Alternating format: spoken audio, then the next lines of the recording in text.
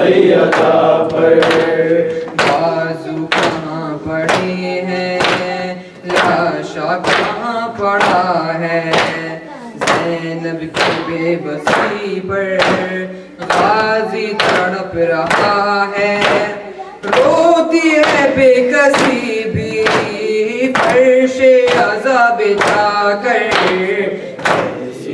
شام آئی اولاد سیدہ پر کیسی شام آئی اولاد سیدہ پر دو گرم دو قدم بھی پیدل نہیں چلی ہے ایک دن وہی زینب عباس کے